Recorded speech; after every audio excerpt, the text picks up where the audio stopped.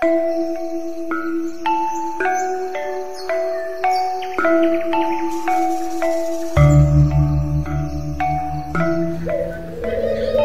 pemirsa, saat ini saya sedang bersama Pak Mangku Jero Kadek Suratito.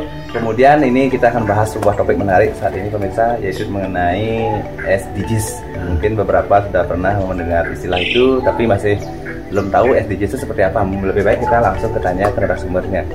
Mungkin Pak Mangku bisa menjelaskan apa sih Pak Mangku itu SDGs nih kan sebenarnya? Sustainable Development Goal. Sustainable Development Goal Kan itu. Okay.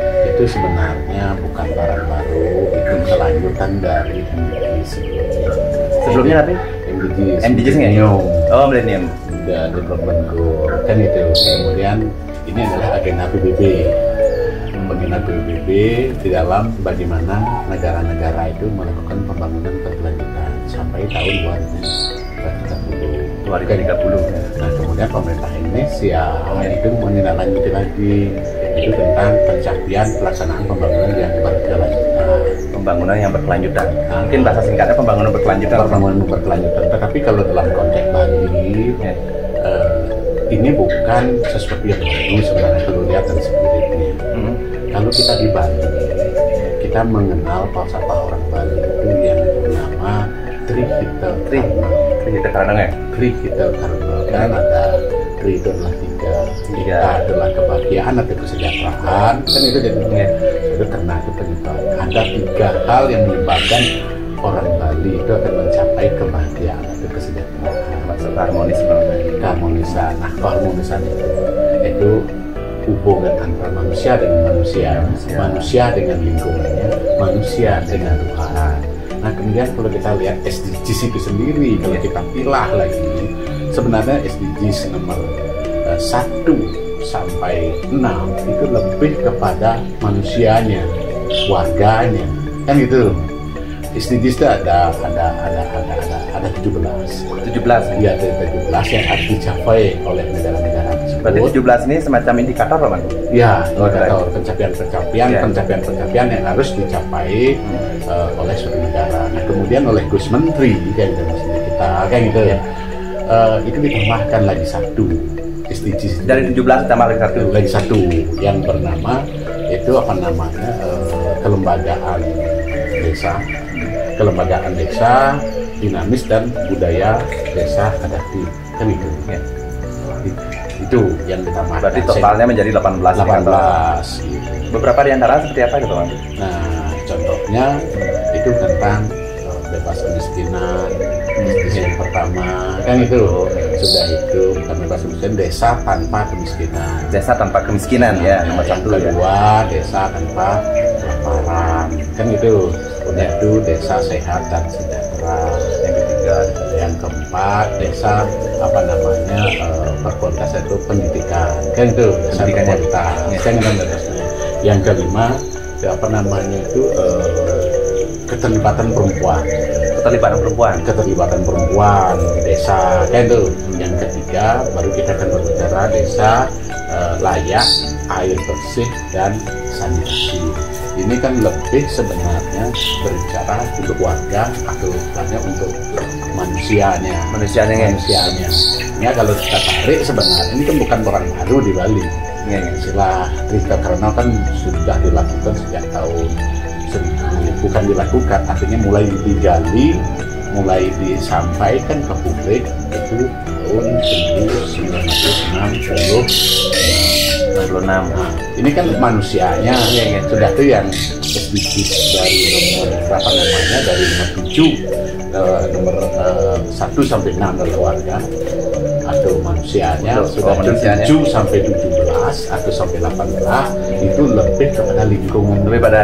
Karena sama aja kan sebenarnya kalau kita cermati tersirat dari SDGs ini itu bagaimana hubungan antar manusia dengan lingkungannya kan itu harmonis, itu kan mencapai suatu kebahagiaan dan ditempatkan kan itu proses keharmonisannya ini adalah bagian dari misi dari Tuhan yang harus dijalankan oleh manusia. Oleh manusia di dunia ya. Di dunia ini. Kan gitu kan Sekali ya.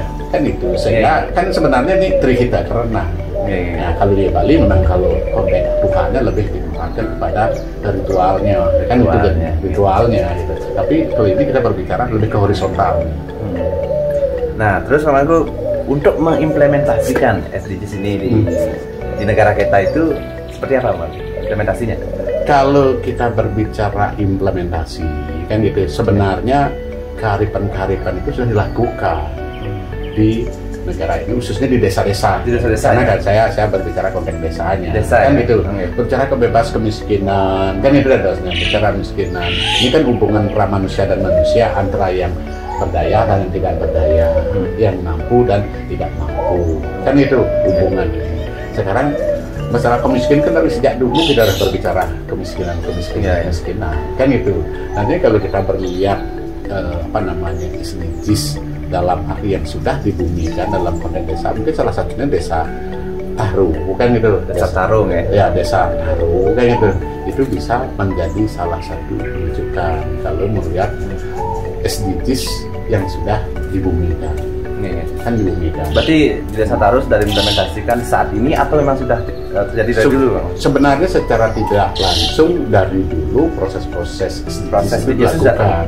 Karena secara tidak langsung Taru itu kan sudah mengambil suatu langkah-langkah bagaimana melakukan konservasi alam, dan konservasi budaya, kan itu yang berbonus pariwisata.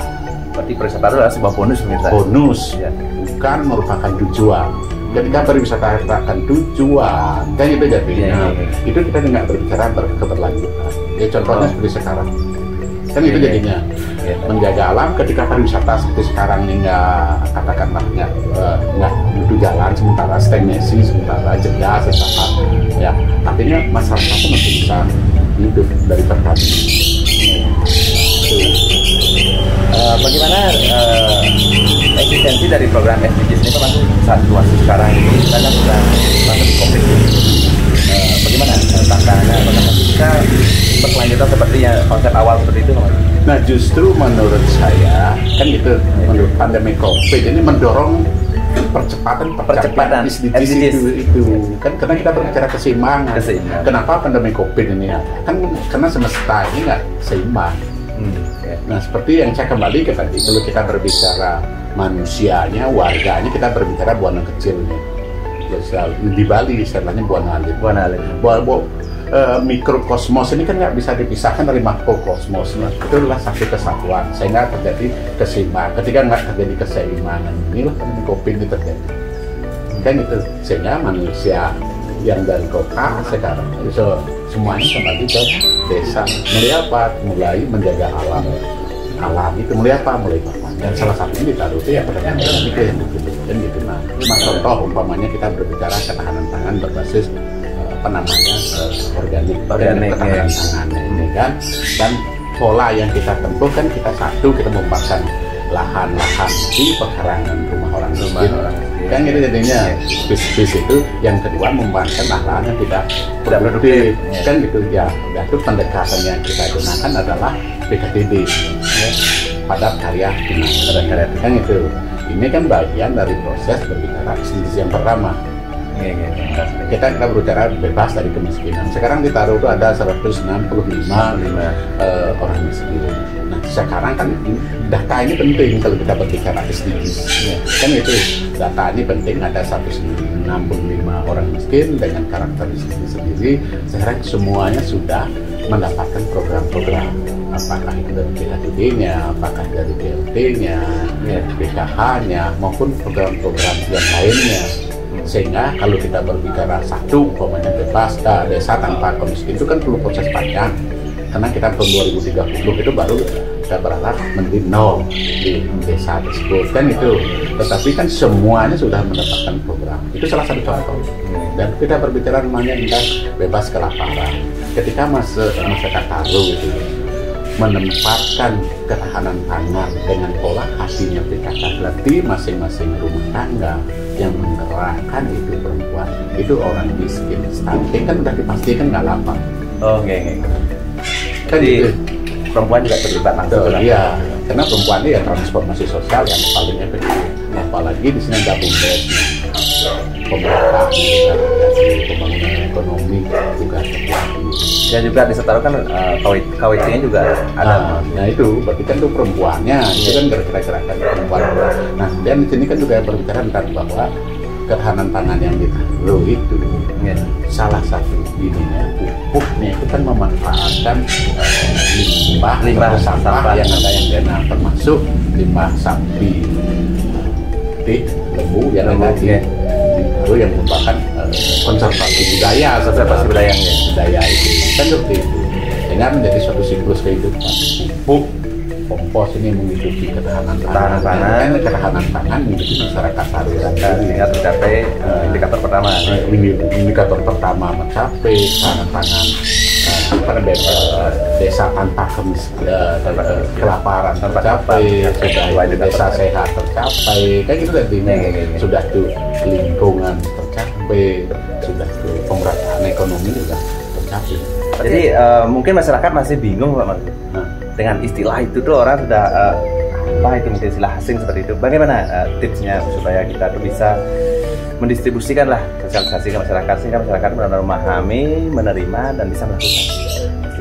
Ya SDGs itu bagi orang Bali itu bukan sesuatu Sun Spirit, itu bukan sesuatu yang baru. Istilahnya barunya kan seperti yang saya sampaikan di awal tadi, bahwa orang Bali di setiap pembangunannya kita bisa lihat dari misi daripada kepala desa, bupati, gubernur, semuanya visinya itu salah satunya berdasarkan terwujudnya desa ini berdasarkan kan semuanya seperti itu. Sebenarnya ini kan bukan barang baru bagi orang Bali, sehingga bahasa SDGs lebih pas di Bali ya disebut dengan pembangunan yang berbasis yang berkelanjutan atau yang berbasis berdasarkan kuncinya adalah SDGs diterapkan data itu harus ada, data itu harus ada, dan data itu harus akurat. Berarti progres pencapaian juga bisa kita lihat melalui data, Pak? Data semuanya harus berbasiskan data. Tanpa data kita nggak bisa bicara SDGs. Makanya berapa orang miskin kita nggak tahu gitu. Ada karakter orang miskin seperti apa? Ini kan harus ada analisisnya kan gitu. Nah ini yang harus menjadi fokus dari semua desa. Kan itu jadinya yang kita mulai tahun 2021 secara formal, tetapi beberapa desa di Bali seperti Taru dan Sebutan itu kan sudah menjalankan SDGs.